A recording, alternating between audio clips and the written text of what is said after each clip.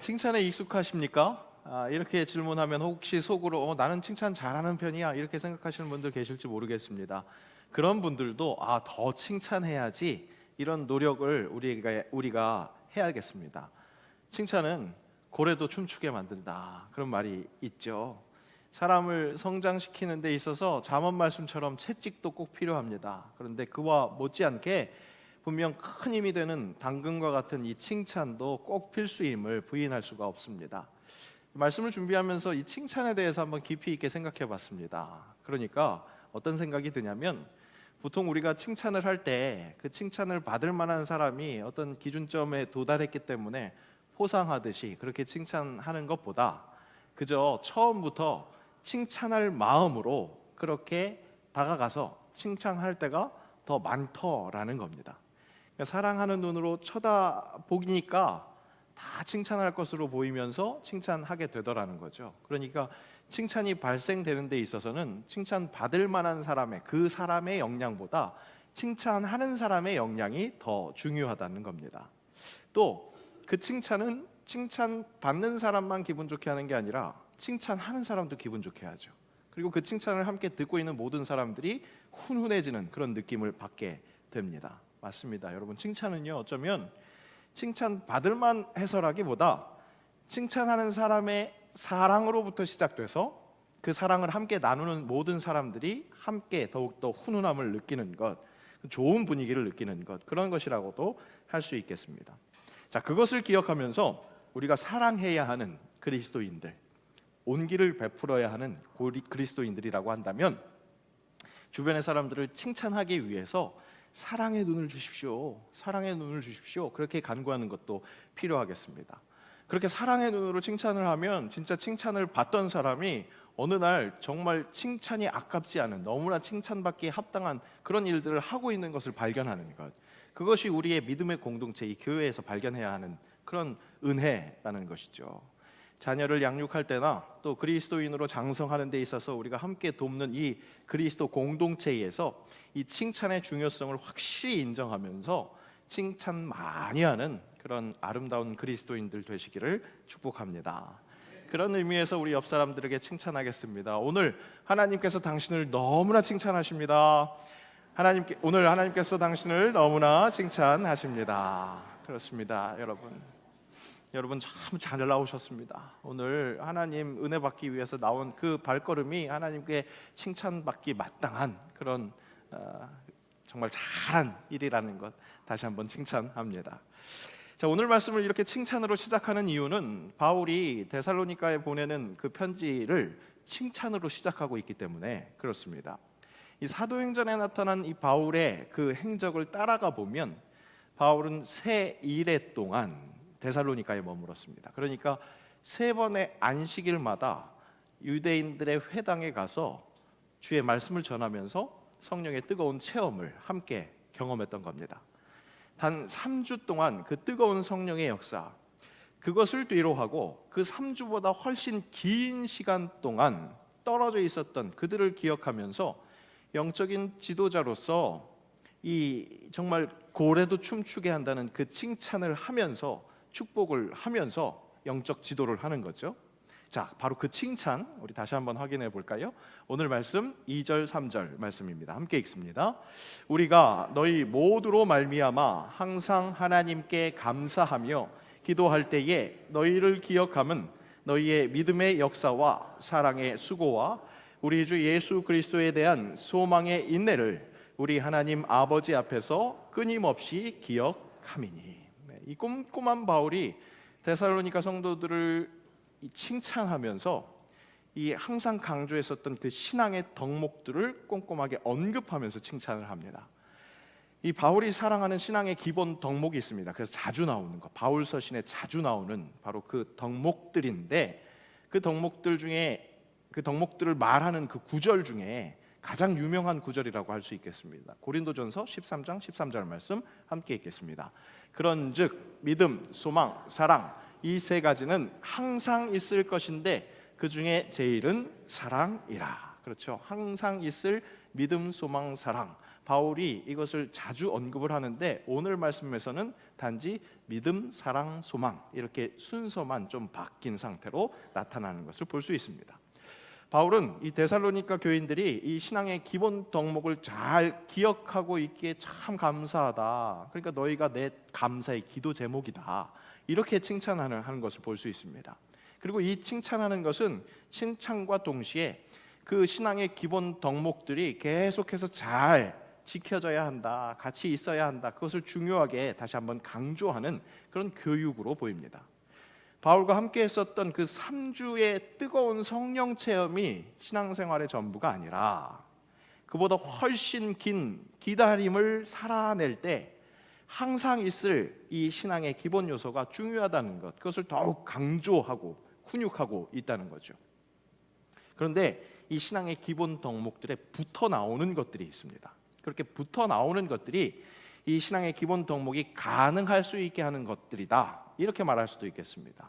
혹은 이 믿음, 소망, 사랑으로 살아간다면 자연스럽게 따라 나오는 것이 이거야 라고 그 붙어 나오는 것들을 언급한 것이라고 할 수 있겠습니다. 그것은 무엇이냐? 오늘 설교의 제목인데요, 믿음에는 역사가 따라 나오고요, 사랑에는 수고가 따라 나옵니다. 소망에는 인내가 따라 나오는 것을 볼 수 있습니다.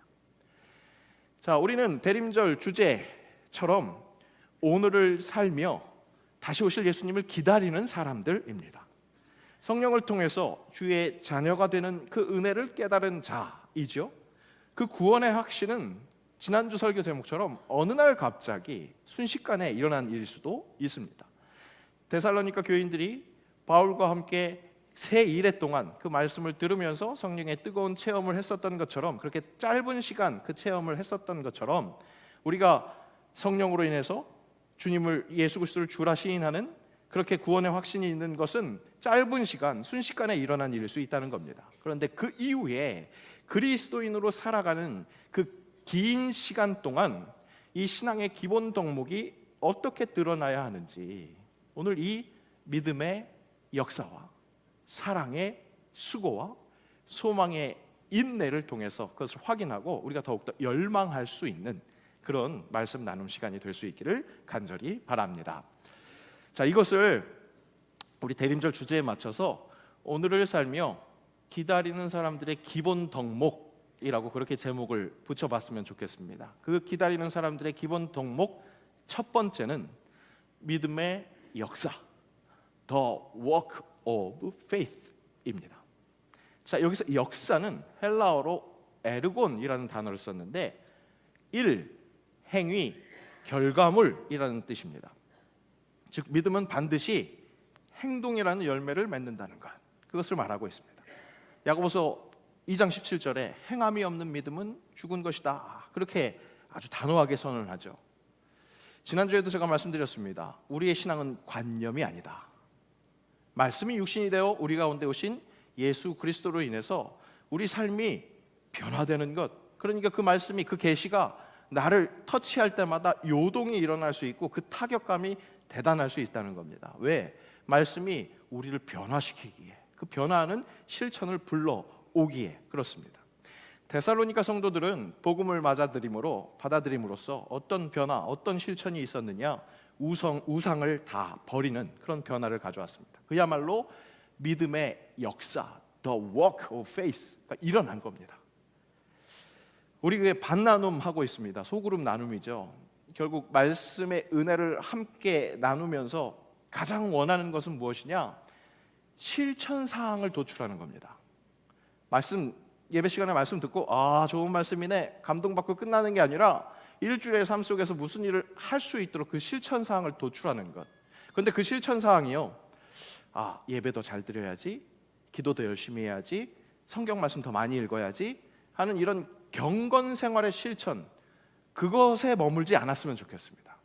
죄송한 말씀이지만 그리스도인으로서 살아가려면 말씀 읽어야 됩니다. 숨 쉬려면 기도해야 합니다.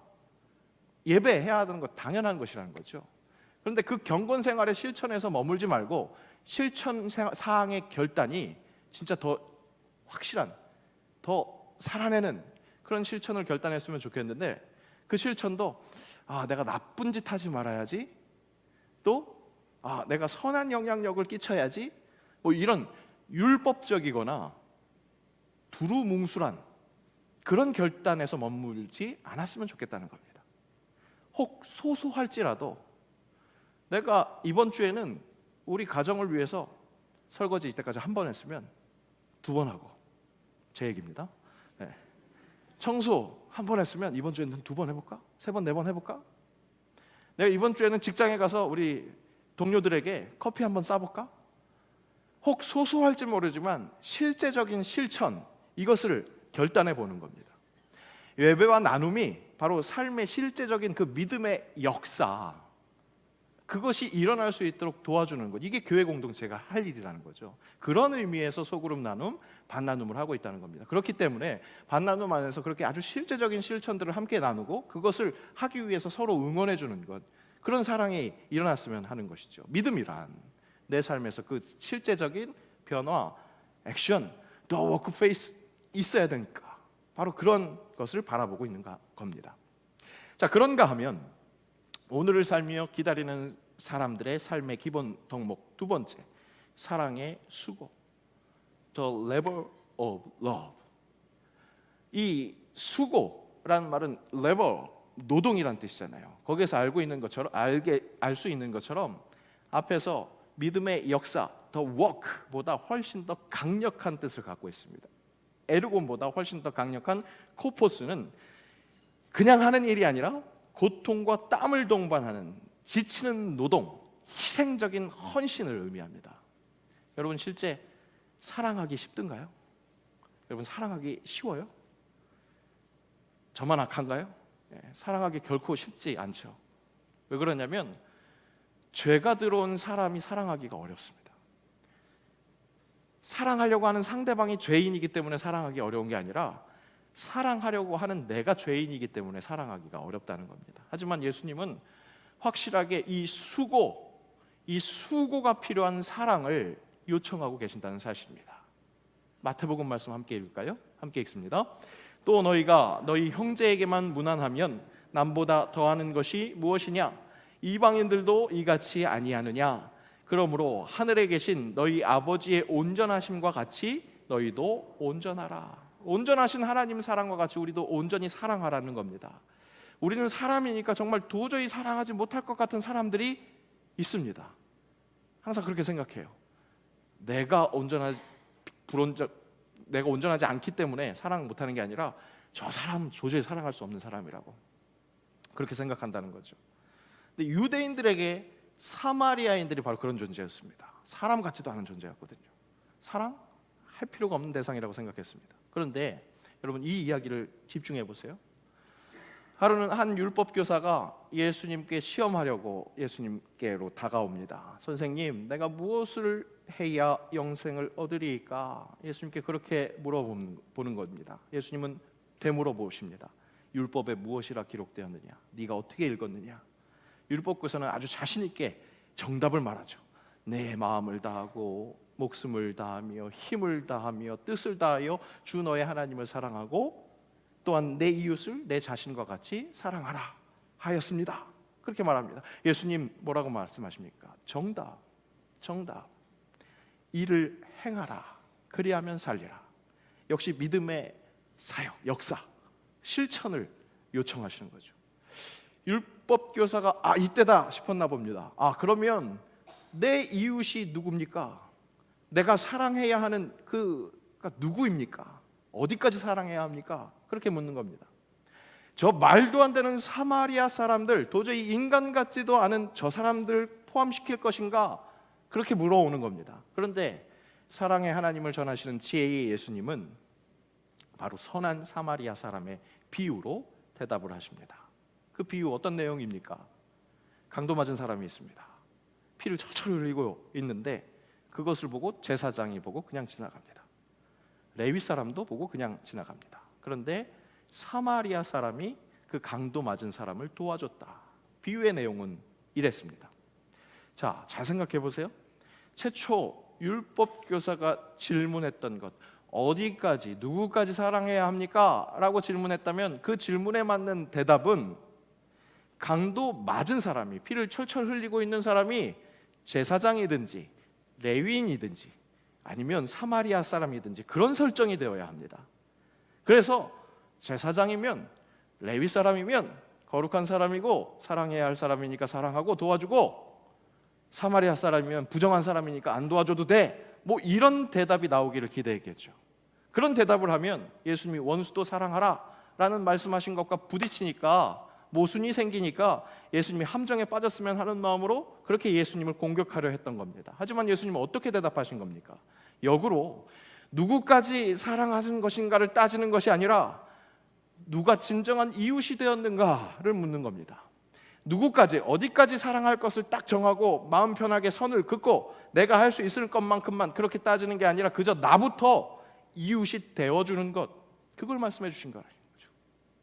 결코 쉬운 일이 아닙니다. 그야말로 격한 노동보다도 더욱 힘든 일일 수 있습니다. 아니, 일일 수 있는 게 아니라 진짜 힘든 노동보다도 더 힘든 것이 사랑입니다. 몸으로만 때우면 되는 것이 아니라, 그렇게 간단한 역사, 간단한 워크가 아니라 정말 전인격적으로 감당해야 하는 수고, 사랑은 그런 겁니다.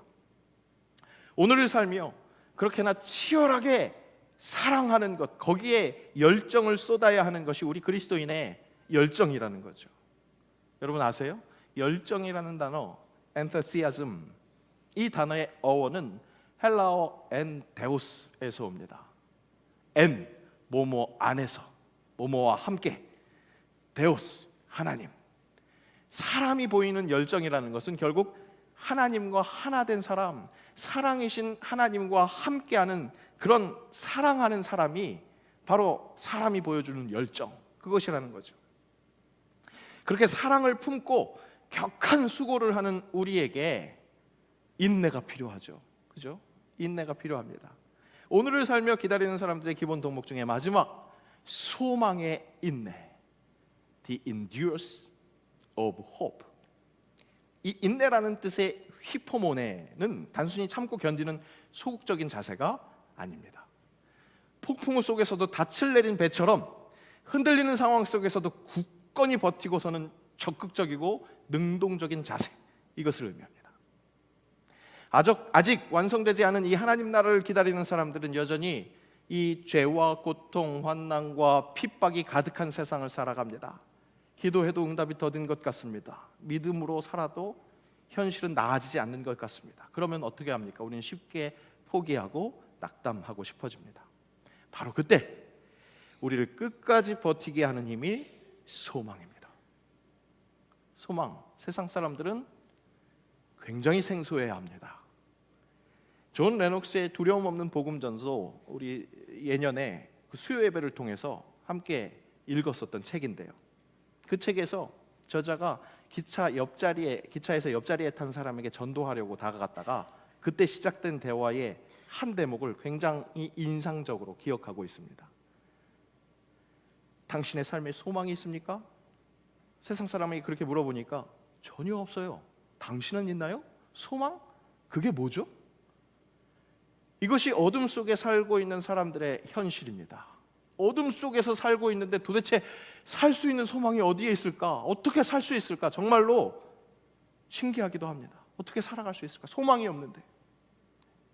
세상 사람들에게는 그렇게 소망 너무나 생소한 그런 단어이고 그런 대상입니다. 하지만 믿는 이에게 소망이란, 우리 지난주에서 확인했던 것처럼 마리아가 아기 예수를 받아들일 때 가능하게 한 성령께서 주시는 권능, 두나미스, 바로 그 권능이 주신 능력이 된다는 겁니다. 어둠의 삶 속에서 도저히 살아낼 수 없을 것 같은 그 현실 속에서 살 수 있게 하는 것이 우리 하나님께서 주시는, 성령 하나님께서 주시는 소망이라는 것이죠. 인내할 수 있게 하시는 소망이라는 겁니다. 1973년 춘천에서 만화가게를 운영하는 정원섭 씨라는 분이 계셨습니다. 그는 강간 살해 사건 범인으로 지목됩니다. 파출소장의 9살 난 딸을 논둑에서 성폭행하고 살해했다는 제목이었습니다. 그는 경찰의 가혹행위를 견디지 못해서 거짓으로 자백합니다. 자기가 한 게 아니었는데 고문을 하니까, 그래서 거짓으로 자백해서 무기징역을 받습니다. 무기수로 복역하다가 모범수로 20년 감형을 받아서 15년 7개월 8일 복역했습니다. 옥에서 풀려난 후에 그는 자신의 무죄를 입증하기 위해서 외로운 싸움을 벌였습니다. 결국 2008년 11월 28일 36년 만에 무죄 판결을 받습니다. 국가보상금 28억을 받았습니다. 많이 받았을까요? 아니요.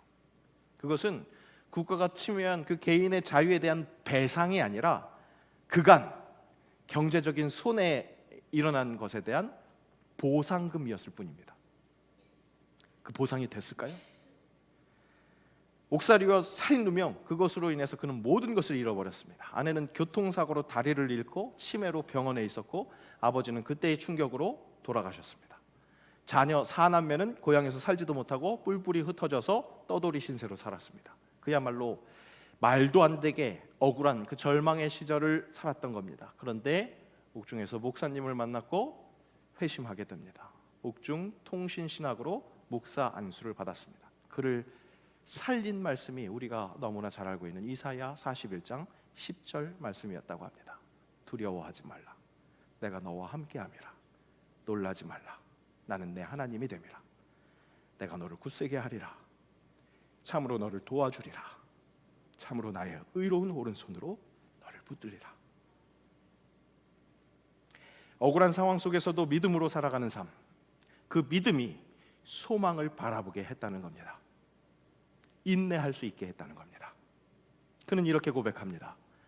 나의 진실을 알아주고 갚아주실 분은 하나님뿐이다. 나는 감사한다. 이 억울한 일이 아니었더라면 내가 어찌 예수님을 만나 목사가 될 수 있었겠는가? 어떻게 이런 사람이 있을 수 있을까 싶습니다. 하지만 놀라운 소망으로 살아내는 사람들은 또 있습니다. 이 지선자매, 많은 분들이 아실 겁니다. 사람들이 알아주는 여학교를 다닌 너무나 아리따운 여대생이었던 그녀에게 불의의 사고가 임합니다. 음주운전 차량이 일으킨 그 교통사고로 전신 화상을 입고 40여 차례의 대수술과 재활치료를 겪습니다. 그런 지선 씨는 지금 이화여자대학교 사회복지학과 교수로 재직 중입니다. 그리고 언론 인터뷰나 방송 등을 통해서 이렇게 자신의 생각을 말합니다. 사고 이전으로 돌아가고 싶냐? 사고 이전으로 돌아가고 싶냐? 는 질문을 받고 바보같이 들리겠지만 돌아가고 싶지 않다 대답합니다. 그렇게나 힘겨웠던 수술과 재활 과정에서 물 한 모금 마시는 소소한 행복, 숨 쉬는 것 자체의 감사함을 느끼며 살아왔기 때문에 현재의 삶을 긍정적으로 받아들이고 있다는 겁니다. 그녀는 남들이 부러워할 것을 가져야 행복할 줄 알았다. 하지만 지금은 이 얼굴이어도 여전히 행복하고 더 많은 행복을 누리는 것을 깨달으며 살고 있다. 그렇게 말합니다. 이 얼굴로도 괜찮습니다. 그저 내가 위로할 만합니다가 아니라 이 얼굴로 더 큰 행복을 살고 있다. 그렇게 말합니다. 믿음으로 소망을 보고 삶을 사랑하는 겁니다. 그것을 위해서 행하고 수고하고 인내하는 겁니다. 넉넉히 해내는 겁니다. 믿음이 있으니까. 믿음이 있으니까. 대단합니다. 과연 나라면 저렇게 할 수 있을까? 못할 것 같습니다. 내가 나를 믿지 못하기 때문에 그렇습니다. 다만 소망을 갖습니다. 내 안에 계신 성령님이 어떠한 환난 속에서도 인내할 수 있게 하시는 그 은혜, 그 인내로 그 연단으로 결국 소망을 찾는 그 여정을 인도하실 것임을 믿습니다. 나는 믿을 수 없지만 내 안에 성령을 믿음으로 그 믿음의 역사가 일어날 것을, 사랑의 수고를 감당할 것을 소망의 인내를 품어내는 그것을 허락하실 주님을 의지합니다. 그래서 신앙의 힘을 체험하며 사는 은혜, 여러분 이것을 사모해야 하지 않겠습니까? 어떤 풍파가 올지라도 넉넉히 이기느니라, 그렇게 선포하는 주의 사람, 오늘을 살며 기다리는 사람 돼보지 않겠습니까? 사랑하는 여러분, 내 안에 성령님이 보게 하시는 것은 우리 주 예수 그리스도입니다. 세상에 그 어떤 다른 것이 아니라 우리 주 예수 그리스도만이 나를 살릴 수 있게 한다는 것, 성령은 그것만 보여주십니다. 그것만 볼 수 있게 하십니다. 오늘을 살며 기다리게 하는 그 은혜 속에서 결국 우리에게 허락되는 고백이 예수로 충만하네, 예수로 충만하네. 고난 중에도 견뎌낼 수 있는 것은 주의 계획 믿기 때문이라. 실패하여도 일어설 수 있는 것은 예수 안에 오직 나는 승리함이라.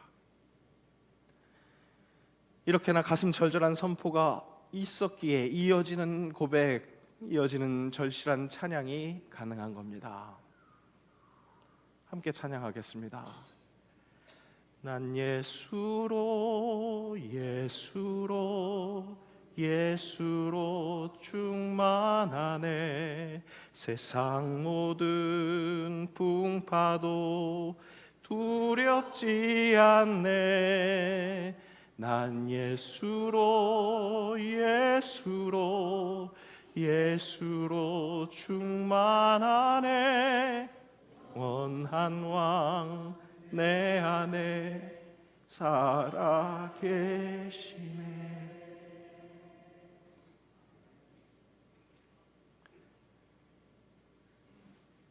사랑하는 성도 여러분, 이 결단은 결코 감정의 고조로 아무렇지 않게 내지를 수 있는 고백이 아닙니다. 정말 내 힘으로는 할 수 없는 이 어둠의 세상 속에서 예수로 살아갈 수 있기에, 예수로 새 생명을 얻었기에 단단한 마음으로, 간절한 마음으로 예수로 충만합니다. 예수로 충만합니다. 그렇게 고백해야 하는 찬양인 것입니다. 마지막을 살아가고 있는 여러분, 오늘을 치열하게 살아갑시다. 믿음으로 그 역사를 바라보며 사랑의 수고를 향해서 전진할 때 인내할 수 있는 소망을 허락하시는 그 성령의 능력으로 살아가는 것, 그렇게 오늘을 살며 기다리는 사람들, 은혜의 사람들 되시기를 진심으로 축복합니다. 기도합시다.